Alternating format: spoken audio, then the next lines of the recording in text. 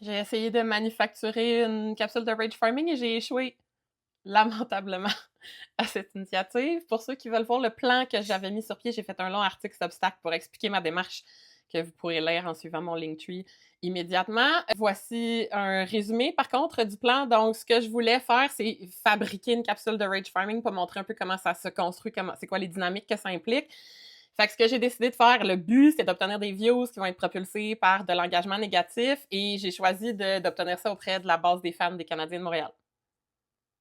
Je suis désolée, je vous aime. La stratégie se situait au niveau de plusieurs axes. D'abord, il y avait la stratégie au niveau du choix de timing parce que je voulais profiter d'un moment de faiblesse émotive chez les fans des Canadiens. Fait que j'ai misé sur la défaite des Canadiens contre une équipe de Némésis notoire. Hier, c'était les Bruins de Boston qui ont gagné. Fait que tout était là pour moi. Au niveau stratégique, il y avait aussi une sorte d'immersion très, très brève auprès de mes cibles. Fait que j'ai regardé beaucoup de sections commentaires, j'ai suivi Reddit, j'ai posé des questions à une de mes amies qui est ultra fan des Canadiens pour vraiment essayer de comprendre le mindset avec le peu de temps que j'avais pour me préparer à ça. Au niveau du contenu, j'ai essayé de miser sur des insultes. Je voulais que ce soit humiliant, je voulais humilier les fans des Canadiens, les tourner un peu au ridicule pour trigger l'orgueil un peu puis la colère. Fait que j'ai misé sur ça dans le discours, mais aussi sur des dynamiques de mansplaining en insérant dans mon contenu des erreurs volontaires, entre autres en disant Gail Caulfield au lieu de Cole Caulfield, puis en disant 1994 au lieu de 1993 pour l'année qu'on a gagné la Coupe Stanley.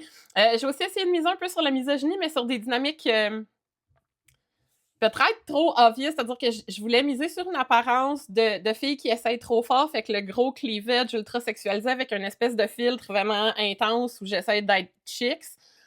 Je l'ai un petit peu quand même, merci le filtre.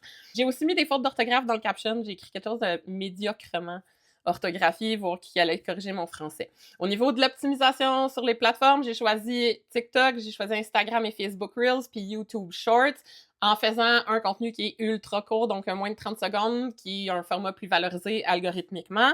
Et dans mon plan, si vous le lisez, vous allez voir que j'avais anticipé des variables, donc l'actualité médiatique, s'il y avait quelque chose de gros dans l'actualité qui allait enterrer mon contenu, le fait qu'il faisait pas beau, qu'il pleuvait, j'espérais que les gens allaient comme pas sortir de chez eux puis doom scroller après le match. Au niveau des plateformes et des algorithmes, il y a des variables là-dedans qu'une personne contrôle, ça aurait pu, comme ça a fait là, ça a juste foiré complètement.